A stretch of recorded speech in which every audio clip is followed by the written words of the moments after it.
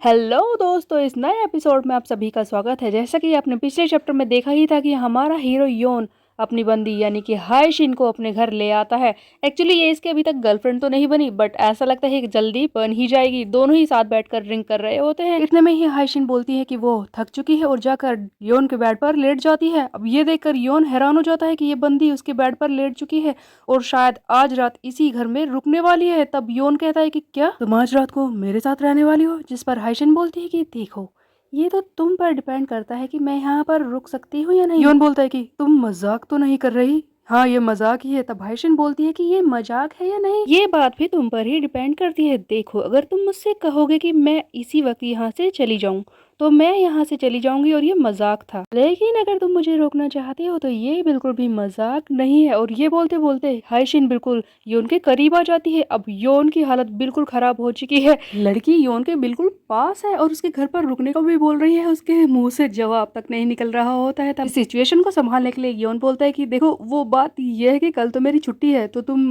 रुक सकती हो, वैसे भी मेरे पास बहुत सारी बातें हैं तुमसे करने के लिए।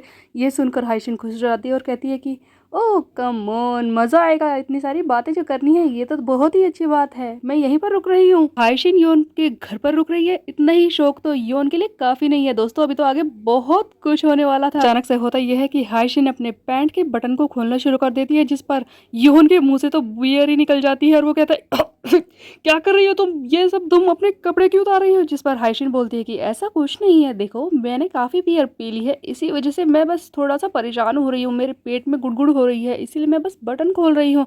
जिस पर योन को बहुत ही ज्यादा शर्म आने लगती है। आई मीन लड़की इतनी ज्यादा फॉरवर्ड है तो कोई भी बंदा खुद को संभाले कैसे। तब योन कहता है कि ठीक है ठीक है, तुम रुको, मैं तुम्हारे लिए अपने दूसरे कपड़े देता हूँ, क्या अब तुम उन्हें पहन लोगी? हायशिन के हाँ बोलते ही योन तो वहां से मेंढक की तरह उछलते हुए खड़ा होता है अपनी जान बचाते हुए और जल्दी से कपड़े ढूंढने लगता है ताकि हायशिन को दे सके। इतने में ही हम देखते हैं कि हायशिन की ड्रिंक खत्म हो जाती है। तब वो बोलती है कि अरे ये तो खत्म हो गई। जिस पर योन कहता है कि तुम और पीना चाहती हो? जिस पर हायशिन हाँ बोलती है। तब योन बोलता है कि ठीक है, देखो मैं थोड़ी देर के लिए बाहर जा रहा हूँ, पास में ही कन्वीनियंस स्टोर है, मैं वहां से और खरीद कर लाता हूँ, तब तक तुम अपने कपड़े बदल लो। और ये कहकर योन वहां से जाने लगता है। अब जाते जाते योन को याद आता है कि हायशिन तो आज रात को यहीं पर रुक रही है। तब योन बोलता है कि देखो, तुम्हें कुछ और चीज चाहिए, टूथब्रश या फिर और कुछ? टूथब्रश के लिए तो हायशिन मना कर देती है और कहती है कि उसके पास उसकी जरूरत की सारी चीजें बैग में ही होती है, वैसे अगर तुम लाना चाहते हो तो मेरे लिए वो लेकर आना। अब वो क्या है गाइस, ये यहाँ पर दिखाया नहीं जाता और योन की हिम्मत हो नहीं रही कि वो पूछ ले कि वो क्या है, इसीलिए शौक वाली निगाहों से वो हायशिन को घूरने लगता है। तब हायशिन बोलती है कि वो बात यह है कि मुझे पता नहीं था कि मुझे आज इतनी जरूरत पड़ने वाली है और आज मेरे पास वो है नहीं, तो तुम वो ले आना। अब हायशिन ने किसी चीज का साफ साफ नाम तो लिया नहीं, फिर भी बंदा पता नहीं क्या लेने के लिए निकल पड़ता है। हम देखते हैं कि योन पहुंच जाता है कन्वीनियंस स्टोर पर और जाते ही पैड उठाने लगता है और सोच रहा होता है कि वो का मतलब पैड्स ही होंगे, आखिरकार और क्या चीज़ होगी जो वो मांगना चाहती है। वैसे यहाँ पर इतने सारे हैं, मैंने तो पहले कभी किसी के लिए खरीदा भी नहीं है, कौन सा ले जाऊं। अब पैड्स के बगल में ही होते हैं कॉन्डम्स, जिन्हें देखकर ये योन सोचता है कि कहीं वो का मतलब कॉन्डम्स तो हाँ। अरे अरे यार, मैं क्या सोच रहा हूँ, मेरा दिमाग इतना डर्टी क्यों है, मैं ये सब कैसे सोच सकता हूँ? हायशिन ने तो मुझसे ऐसा कुछ कहा भी नहीं है। खुद को संभाल योन, संभाल, ये सारी गंदगी दिमाग से निकाल दे। ओह यार, ठीक है, मैं एग्री करता हूँ कि मैं इस बारे में सोच रहा हूँ, लेकिन फिर भी मैं उसके बारे में ऐसा नहीं सोच सकता। आखिर सच तो यही है कि मैंने अभी अभी उससे मिलना शुरू किया है और इतनी जल्दी ऐसा कैसे हो सकता है? इससे पहले भी मैं एक बार किसी और लड़की के साथ गड़बड़ कर चुका हूँ, हमारा रिश्ता आगे नहीं बढ़ा था और मैं पीछे छूट गया था। योन पुरानी बात बीच में याद करता है। तब ये आगे बोलता है कि नहीं, मैं हायशिन के साथ ऐसी गड़बड़ दोबारा नहीं करूंगा, मुझे चीजों को धीरे धीरे आगे बढ़ाना होगा। आखिरकार वो लड़की अभी तो मुझसे मिलना शुरू हुई है, हम बस लास्ट ट्रेन पकड़ते हैं, इसी तरह से तो हम एक दूसरे को जानते हैं और क्या। वैसे अगर बात यह है कि उसने मुझसे पहले कहा तो मैं पीछे भी नहीं हटूंगा, आखिरकार वो शुरुआत कर रही है। आज तो मज़ा आ जाएगा। इसके दिमाग में डर्टी थॉट्स आना शुरू हो चुके हैं गाइस। अब ये किसी तरह से खुद को संभालते हुए कन्वीनियंस स्टोर से ड्रिंक और बाकी चीज़ें लेकर वहाँ से निकलता है और घर पहुँचता है। जैसे ही ये घर का दरवाज़ा खोलता है, देखता है कि हाइशिन इसके बेड पर लेटी हुई है और सो चुकी है। तब योन अपने दिमाग की गंदगी को संभालता है और सोचता है कि कितनी क्यूट लग रही है। वैसे बात यह है कि इसने मुझे पहले बताया था कि ये काफ़ी थक चुकी है, ये किसी चीज़ पर काम कर रही थी। हो सकता है कि आराम करते वक्त ये थोड़ा रिलैक्स महसूस कर रही होगी, इसीलिए सो गई है। तब ये हिम्मत करके हाइशिन के थोड़ा सा पास जाता है और कहता है कि हाइशिन, तुम थोड़ी देर के लिए खड़ी हो सकती हो, कुछ सेकंड के लिए बस, मैं तुम्हें ब्लैंकेट उड़ा देता हूँ। अब ब्लैंकेट जो है बेड पर ही बिछा होता है जिस पर हाइसिन सो चुकी है। गाइस, इसे इतना पास जाके पूछने की क्या जरूरत है, ये बात तो समझ में नहीं आई। तब हम देखते हैं कि जैसे ही ये हाइशिन के थोड़ा सा करीब होता है, हाइशिन इसे गर्दन से पकड़कर इसे अपने पास ले आती है। भाई साहब, ड्रामे वाला सीन चल रहा है जहाँ पे हीरोइन ने हीरो को पकड़कर खींच लिया है। अब हीरो खुद को बचा रहा है कि हे तुम क्या कर रही हो, रुको। हाइशिन जो कि पहले से ही आधी नींद में है, वो हंसते हुए बोलती है कि योन, तुम कितने हैंडसम हो, बिल्कुल मेरी तरह के, और सो जाती है। बंदे की हालत टाइट करके ये सोच की है। हाइशिन के छोड़ते ही योन जल्दी से वहां से खड़ा होता है और सोचता है कि अरे ये मैं क्या कर रहा था, वैसे गलती मेरी ही है, ये तो शायद नींद में बात कर रही है, मैं इसके इतना पास गया ही क्यों। वैसे कुछ सेकंड के लिए तो मैंने अपना आपा खो ही दिया था। उसकी उंगलियां मेरी गर्दन पर, उसकी सांसें मेरी सांसों के पास, मैं बस खुद को किसी तरह से संभाल रहा था। कुछ सेकंड बाद तो मेरा सेल्फ कंट्रोल टूट ही जाता। मुझे ऐसी गलती नहीं करनी चाहिए। योन, खुद को संभाल, इतनी जल्दी ये सब नहीं हो सकता, खुद को संभाल। और ये कहकर योन खुद को संभालता है और दूर जाकर सोफे पर लेट जाता है। अभी भी ये सोचना बंद नहीं करता और सोचता है कि अगर थोड़ा सा, बस और थोड़ा सा उसने पास पकड़ लिया होता मुझे, तो मैं उठ ही नहीं पाता। वैसे मुझ जैसे लोगों पर ऐसी कृपा कभी कभी होती है, मुझे और चाहिए इस तरह की। पता नहीं मैं क्या सोच रहा हूँ। और ये सोचते हुए योन सो ही जाता है। अगले दिन हम देखते हैं कि योन उठता है और अजीब सी शक्ल बनाता है। अरे यार, मेरी गर्दन, इससे अच्छा तो मैं सोफे की जगह नीचे ही सो जाता, कितनी गंदी तरह से दर्द हो रही है। तब वो सामने देखता है कि हाइशिन तो बेड पर है ही नहीं। योन कहता है कि हाँ, वो मुझे बिना बताए ही चली गई। तभी उसे बेड पर एक नोट मिलता है जिसमें लिखा होता है कि तुम बहुत ही ज्यादा गहरी नींद में थे, इसीलिए मैंने तुम्हें उठाया नहीं, तुम्हारे कपड़े धोने के लिए डाल दिए हैं और मैं यहाँ से जा रही हूँ। और रात को जो तुम मेरे लिए पैड्स लेकर आए थे उसके लिए भी थैंक यू। इतनी ही बात इस नोट में लिखी होती है। तब योन आसपास देखता है, हाइशी ने आसपास की सफाई कर दी होती है और सारा कचरा भी पन्नी में भर दिया होता है। तब जैसे ही योन उस पन्नी को उठाता है, तब उसके नीचे मिलता है कॉन्डम। तब योन कहता है कि ये यहाँ पर कैसे आ गया, क्या सचमुच कल रात मैंने इसे खरीद लिया। तब योन रात की बात याद करता है कि किस तरह से वो कन्वीनियंस स्टोर में गया, उसने कॉन्डम्स देखे और वो लगातार हाइशिन के बारे में सोच रहा था कि वो पहले से कहेगी तो मुझे तैयार रहना चाहिए। और यही सब बात सोचकर उसने अनजाने में कॉन्डम्स खरीद लिए थे। तब ये सब सोचकर योन परेशान होने लगता है कि अरे मैंने क्या कर दिया, उसने सचमुच इसे देख लिया होगा, वो मुझे एक घटिया लड़का समझ रही होगी जो किसी लड़की को अपने घर पर लाकर इस तरह से डराता है, उसे बेड पर ले जाता है। मैं कैसा हूँ, किस बारे में सोच रही होगी वो। सचमुच गड़बड़ हो गई मुझसे, अब वो मुझसे बात नहीं करने वाली। और इन्हीं सब टेंशन्स में योन की हालत हो जाती है बहुत ही ज़्यादा ख़राब। अब यहाँ से सीन को शिफ्ट कर दिया जाता है, हमें रात का सीन दिखाया जाता है जहाँ पर योन स्टेशन पहुँचता है और सामने बैठी होती है हाइशिन ट्रेन का इंतजार करते हुए। अब बंदी को सामने बैठकर भी इग्नोर तो कर नहीं सकता, इसीलिए बोलता है हेलो हाइशिन। तब वो भी बोलती है कि हेलो योन, वैसे तुम्हें नहीं लगता कि हमें रात की कुछ चीज़ों के बारे में बात करनी है। अब हाइसिन आकर बैठ जाती है योन के बगल में। अब योन के मुंह से जवाब तो निकल नहीं रहा, वो गहरी सोच में पड़ जाता है कि अब मैं क्या करूं, रात में जो कुछ हुआ वो मेरी तरफ से गलत ही था, अब मैं इसे कैसे समझाऊं। मुझे कुछ तो करना ही होगा इस बात को संभालने के लिए। क्या मैं इससे कह दूं कि मैंने वो क्लास प्रोजेक्ट के लिए खरीदा था, मार्केटिंग रिपोर्ट बनाने के लिए, अरे क्या बकवास है। या फिर मैं इससे ये बात बोल दूं कि मैंने वो एग्जाम के लिए खरीदा था, इससे गुड लक अच्छा होता है। अरे मेरे दिमाग में कितने घटिया आइडियाज आ रहे हैं। गुड लक, सीरियसली कॉन्डम से गुड लक आता है, क्या सोच रहे हो तुम योन। बस मुझे किसी तरह से इस बात को संभालना ही होगा। जब योन अपने दिमाग में अलग अलग आइडियाज सोचने में बिजी था, तभी सामने से हाइशिन बोलती है, देखो कल रात जो कुछ हुआ उसके बारे में सबसे पहले मैं ही बात करती हूँ, क्या तुम मुझे चांस दोगे। तब योन हाँ बोलता है कि हाँ हाँ तुम ही बात करो। तब हाइशिन बोलना शुरू करती है कि वैसे तो ज़्यादा कुछ नहीं है, बस मैं ये कहना चाहती हूँ कि अब से मैं तुमसे थोड़ा सा डिस्टेंस मेंटेन करके रखूँगी। देखो मैं जानती हूँ कि कल रात मुझसे थोड़ी सी गलती तो हुई है, मैंने ऐसा सोचा ही नहीं, वैसे इसका कारण ये भी हो सकता है कि बचपन से ही मैं अपने अंकल के बैंडमेट्स के साथ ही बड़ी हुई हूँ। वो मेरे आसपास हमेशा रहते ही थे। कई सारे लड़के मेरे इर्द-गिर्द रहते हैं, म्यूज़िक स्टूडियो में भी आते रहते हैं, तो मैंने ज़्यादा सोचा ही नहीं इस बारे में और मैं तुम्हारे साथ भी फ्री हो गई। मैंने कोई टेंशन फ़ील ही नहीं की और तुमने भी मुझे किसी तरह की टेंशन फ़ील नहीं कराई। इसीलिए मैं सोच रही हूँ कि मुझे आगे से तुमसे थोड़ा-सा डिस्टेंस रखना होगा। तो गाइज़ यहाँ पर समझने वाली बात ये है कि हाइसिन चारों तरफ से लड़कों से घिरी रहती है। उसके अंकल के बैंड्समेट जिनके सामने वो परफॉर्म करती है, गाने गाती है, रिकॉर्डिंग करती है, वो सब लड़के ही हैं। इसीलिए उसे लड़कों से बात करना कोई बड़ी बात नहीं लगती।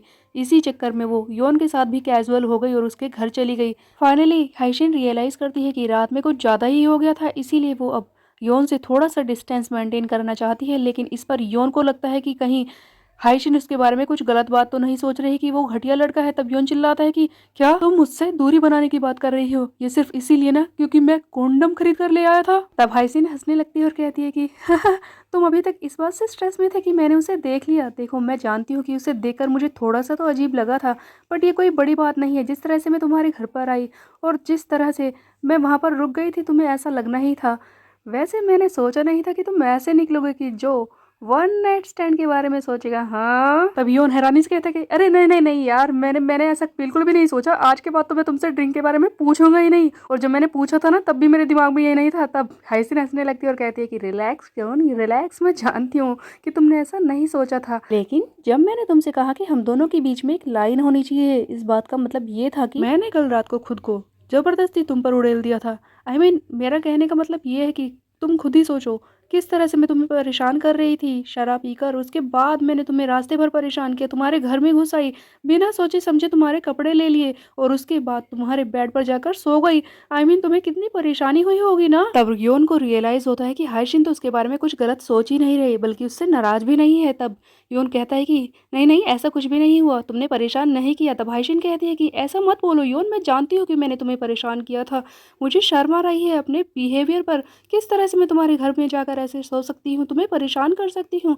मुझे सचमुच माफ कर दो, मुझे गिल्ट फील हो रहा है कल जो मैंने किया है उसके लिए। हाइशिन की ये सारी बातें सुनकर योन अपने मन में सोचता है कि हाइशिन को मैंने जब से देखा है तब से वो मुझे बहुत ही ज्यादा कॉन्फिडेंट लड़की लगी है। हमेशा ऐसी लड़की जो किसी के कुछ भी कहने पर अपने मन पर नहीं लेती, कुछ भी करने से पहले एक बार भी नहीं सोचती, बहुत ही ज्यादा कॉन्फिडेंट है। बट आज ये पहली बार मुझसे माफ़ी मांग रही है। ऐसा लगता है कि ये दूसरों के लिए कितना फील करती है, दूसरों की कितनी केयर करती है। और हाइशिन की ये साइड तो मेरे लिए अनएक्सपेक्टेड थी। ये सचमुच बहुत ही क्यूट है। हाइशिन बहुत ही क्यूट लग रही होती है। योन उसकी शक्ल देखकर हंस रहा होता है पीछे मुंह करके। तब हाइशिन बोलती है कि देखो मैं जानती हूँ कि तुम मुझसे परेशान ही हुए होगे, इसीलिए तो मेरी तरफ देख नहीं रहे। आज के बाद हम दोनों के बीच में डिस्टेंस रहेगा और मैं थोड़े दिन के लिए स्टेशन पर भी आना बंद करूंगी। तब योन चिल्लाता है कि नहीं, तुम ऐसा नहीं करोगी। मेरा मेरा मतलब ये है कि ऐसा नहीं है कि मैं तुमसे परेशान हूँ। देखो मैंने तुम्हें कल ही बताया था ना, लॉन्ग आफ्टरनून जल्दी ही गाना लाने वाली है और मुझे उसके बारे में तुमसे कितनी बातें करनी है। तुम ऐसा कैसे कर सकती हो? योन नहीं चाहता कि हाइशिन स्टेशन पर आना बंद करे ताकि उससे रोज मिल सके। सचमुच ये भी बहुत ही क्यूट है। ये सुनकर हाइशिन बोल रही होती है कि देखो मैं फिर से तुम्हारे साथ अगर घूमी ना, फिर से गड़बड़ हो जाएगी। देखो मैंने किस तरह से तुम्हें परेशान किया, शराब पीकर रोड पर इधर उधर घूमती रही, तुमने मुझे कितनी बुरी तरह से संभाला है। मैं ऐसी गड़बड़ दोबारा नहीं करना चाहती, इस तरह का रूड बिहेवियर मैं नहीं करना चाहती। तब योन कहता है कि नहीं, तुम ऐसा कुछ नहीं करने वाली, तुम मुझसे दूर नहीं जाओगी, ठीक है? मैं संभाल लूंगा, चाहे तुम इधर उधर जाओ, तुम मुझे परेशान करो, शराब पीकर तुम चाहे जो भी करो, मैं तुम्हें अच्छी तरह से संभाल लूंगा। तो अब रूड हो ही नहीं सकती हाइशिन, तुम मेरी बात मानो, बस तुम मुझसे दूर मत जाना प्लीज। दोस्तों अपना बंदा तो बंदी के पीछे लट्टू हो चुका है, किसी तरह से उसे अपने पास रोकना चाहता है। तब हाइशिन बोलती है कि ओह, अगर तुम चाहते हो रोकना तो मैं रुक जाऊंगी, ठीक है? और अगली बार जब हम दोनों पीने के लिए तुम्हारे घर पर जाएंगे तब तुम ऐसा करना, तुम थोड़े से स्नैक्स भी ले आना, पार्टी अच्छी होगी ना, अच्छी तरह से बात कर पाएंगे। तब योन कहता है कि हाँ हाँ, तुमने बिल्कुल ठीक कहा। इन दोनों का पैचअप जैसे ही होता है तभी वहां पर आ जाती है ट्रेन। हाइशिन उठकर वहां से जाने लगती है और जाते जाते बोलती है कि देखो वैसे तो तुम स्नैक्स लाओगे ही, लेकिन उसके साथ वो लाना मत भूलना, अपने दिमाग को संभाल लेना। तब पियोन कहता है कि वो फिर से इसके दिमाग में गंदे ख्याल आए इससे पहले ही हाइशिन बोलती है कि मैं बियर के बारे में बात कर रही हूँ। आई मीन ये लड़की इसे पागल करके छोड़ेगी। अब यहाँ से सीन को शिफ्ट कर दिया जाता है। हाइशिन पहुंच जाती है अपने घर पर और सोच रही होती है योन के ही बारे में कि आज तो मैंने सचमुच बहुत ही बड़ी गड़बड़ कर दी थी। मैं ऐसा कैसे कर सकती हूँ? कल रात जो मैंने बिहेवियर किया था उसके बाद ये एक्सप्लेनेशन, मैं क्या कर रही थी? मैंने तो इस तरह से दिखाया कि जैसे कुछ हुआ ही नहीं है। और ये तब बेड पर लेटकर सोच रही होती है कि इसका मतलब ये नहीं है कि मुझे शर्म नहीं आई। बेचारी हाइशिन के दिमाग में भी कल रात की ही इमेज घूम रही होती है कि किस तरह से उसने पकड़ कर योन को अपने पास खींचा था गर्दन से। तब ये बोलती है कि अरे मैं ऐसा कैसे कर सकती हूँ? वो मेरे बारे में क्या सोचता होगा कि मैं कैसी घटिया लड़की हूँ, किसी भी लड़के को अपने पास बुला लेती हूँ। अच्छा हुआ उस वक्त मैं नींद में थी, अगर मैं उस वक्त नहीं सोई होती तो आज, ओह नो, पता नहीं मेरे दिमाग में क्या ख्याल आ रहे हैं, मैं ऐसा कैसे सोच सकती हूँ। हाइशिन अपनी रात की बातों को लेकर ही परेशान हो रही होती है। कंट्रोल हाइशिन, तुम क्या सोच रही हो? चलो इन थॉट्स को अपने दिमाग से भगाना होगा। एक काम करती हूँ, मैं पहले शावर ले लेती हूँ, उसके बाद मुझे अपना काम भी तो करना है, मुझे अपने नए सॉन्ग के लिए मेलोडी भी तो रिकॉर्ड करनी है ना। तब हाइशिन इसी बारे में सोच रही होती है, इतने में ही उसके फ़ोन पर एक डीएम आता है, यानी कि इंस्टाग्राम पर एक मैसेज आता है, जहाँ पर वो खोलकर देखती है तो ये किसी और का नहीं, योन जाए सियोंग का ही होता है। ये वही फेमस सिंगर है जो कि जाता है योन के कैफ़े में कॉफ़ी पीने के लिए रोज़, जिसके बारे में योन को पता तक नहीं था। उसी ने तो कहा था कि वो डीएम करेगा हाइशिन को, और उसने फाइनली कर भी दिया, और वो चाहता है कि हाइशिन उसके बैंड को ज्वाइन करे। योनजा ने मैसेज में लिखा होता है कि वो हाइशिन के साथ कोलैबोरेशन में गाना रिकॉर्ड करना चाहता है, इसीलिए वो उससे मिलकर बात करना चाहता है। अब यहाँ से सीधे सीन को शिफ्ट कर दिया जाता है। हमें दिखाया जाता है अगले दिन का सीन, जहाँ पर हाइशिन होती है स्टूडियो में और अपने गिटार को प्रैक्टिस कर रही होती है। प्रैक्टिस करते करते हाइशिन अपने मन में सोच रही होती है कि एक फेमस सिंगर योन जाए सियोंग ने मुझे डीएम किया है, वो चाहता है कि मैं उसके साथ कोलैबोरेशन करूं। मैं कल से इस बारे में सोच रही हूँ, लेकिन मैंने अभी तक इस बारे में कोई जवाब नहीं दिया। आखिरकार मैं क्या करूं? अब हाइशिन तो इन्हीं बातों से स्ट्रेस में थी, लेकिन तभी वहां पर आ जाता है इसका अंकल, जो पूछता है कि क्या तुम अभी भी प्रैक्टिस कर रही हो? देखो मैंने डिनर मंगाया है, मैंने तीखी टोबैकी मंगाई है, क्या तुम खाना चाहती हो हाइशिन? अब हाइशिन बोलती है कि क्या तीखी टोबैकी, वाओ बेस्टेस्ट प्लान एवर। अब हाइशिन और उसका अंकल दोनों मिलकर खाना खाने के लिए चले जाते हैं। अंकल तो जल्दी से खाना ठूसना शुरू कर देता है और हाइशिन से बोलता है कि जल्दी करो हाइशिन, जब स्ट्रेस हो ना तो इस तरह की टोबैकी खाना अच्छा प्लान है, जल्दी से खाना खा लो। पर हाइशिन अभी भी स्ट्रेस में थी कि क्या उसे कोलैबोरेशन करना चाहिए या नहीं। तब अंकल के पूछने पर हाइशिन फाइनली बता ही देती है कि एक बड़े सिंगर योनजाए सियोंग ने उसे डीएम किया है कोलैबोरेशन के लिए, क्या उसे ये करना चाहिए? तब हाइशिन का अंकल तो इस बात से बहुत ही ज्यादा खुश हो जाता है और कहता है कि क्या इतने बड़े सिंगर ने तुम्हें कोलैबोरेशन के लिए बोला है? ये तो अच्छी अपॉर्चुनिटी है, तुम करती क्यों नहीं हाइशिन? तब हाइशिन बोलती है कि वैसे मैं करना तो चाहती हूँ, लेकिन थोड़ी सी झिझक है। तब उसका अंकल बोलता है कि क्या झिझक किस बात की? क्या उसने कोई अनरीजनेबल डिमांड रखी है तुमसे? तुम बताओ, मैं बात करता हूँ। तब हाइशिन बोलती है कि नहीं नहीं अंकल, ऐसी कोई बात नहीं है, बात ये है कि वो एक बहुत ही बड़ा सिंगर है, और अगर मैंने इतने बड़े सिंगर के साथ कोलैबोरेशन किया तो मैं अपनी आइडेंटिटी को ज्यादा देर तक छुपा कर नहीं रख पाऊंगी। मेरा मतलब है कभी ना कभी लोग मुझे ढूंढ ही लेंगे। अब जो मेरी आइडेंटिटी सबसे छुपी है उसका सच एक ना एक दिन सबके सामने आ ही जाएगा। अब ये बात सुनकर हाइशिन का अंकल सोच में पड़ जाता है। देखो मैं जानता हूँ कि हाइशिन जो भी सोच रही है वो फिजूल है, आखिरकार वो इतनी टैलेंटेड है कि उसका टैलेंट दुनिया के सामने आना ही चाहिए। पर मैं उससे ये बात सीधे सीधे नहीं कह सकता, क्योंकि उसने बचपन में बहुत ही ज़्यादा दर्द बर्दाश्त किया है, उसके साथ बुरा हुआ है, और मैं उस दर्द को दोबारा से उसके सामने नहीं ला सकता। दोस्तों ऐसा लगता है कि स्कूल के टाइम में हाइशिन के साथ कुछ ना कुछ गलत हुआ है। उसके गाने को लेकर लोगों ने उसे बुली किया है और उसे परेशान किया है, जिसके डर से वो अभी तक उबर नहीं पाई है, और इसी के बारे में इसका अंकल सोच रहा होता है। ये हाइशिन की तरफ देखते हुए बोलता है कि हाइशिन जो कि इतनी टैलेंटेड लड़की है फिर भी अपने आप को छुपा कर रखती है, पर मैं ऐसा कैसे होने दे सकता हूँ? मैं हाइशिन की ज़िंदगी को इस तरह से ही कैसे रहने दे सकता हूँ? आखिरकार एक अंकल होने के नाते नहीं, एक म्यूजिशियन होने के नाते मैं जानता हूँ कि वो कितनी ज़्यादा टैलेंटेड है, और उसके टैलेंट को बाहर आना ही चाहिए, उसे अपने पंख पसारने का रास्ता मिलना ही चाहिए। तब हाइशिन का अंकल एक प्लान बनाता है कि बातों को किस तरह से ऐसे घुमाए कि हाइशिन को बुरा भी ना लगे, और वो हाइशिन से बोलता है कि देखो मेरी बात को ध्यान से सुनो हाइशिन, तुम उससे बात तो करके देखो, हो सकता है कि कोई ना कोई रास्ता निकल जाए। देखो वो भी तो तुम्हारे साथ ही बड़ा हुआ है, तुम्हारी तरह ही एक फेलो सिंगर है, अगर तुम उससे बात करोगी, उसे समझाने की कोशिश करोगी, तो हो सकता है कि कोई बात बन जाए। और चलो मान भी लेते हैं कि तुमने उसके साथ कोलैबोरेशन नहीं किया, तब भी किसी से मिलना, उसके साथ कनेक्ट करना, ये अच्छी ही बात रहेगी। वो तुम्हारा साथी सिंगर जो है, क्यों, क्या लगता है हाइशिन? और देखो, वहां जाओगी ना तो मेरे लिए उसका ऑटोग्राफ जरूर ले आना, इस स्टूडियो के लिए काफी अच्छा होगा। तब हाइशिन बोलती है कि अंकल, हमें फेक पब्लिसिटी नहीं चाहिए। अब यहाँ से फिर से सीन को शिफ्ट कर दिया जाता है। रात हो चुकी है, हाइशिन जा रही है ट्रेन पकड़ने के लिए और रास्ते में ये उसी बारे में बार बार सोच रही है कि किस तरह से मैं जवाब दूं।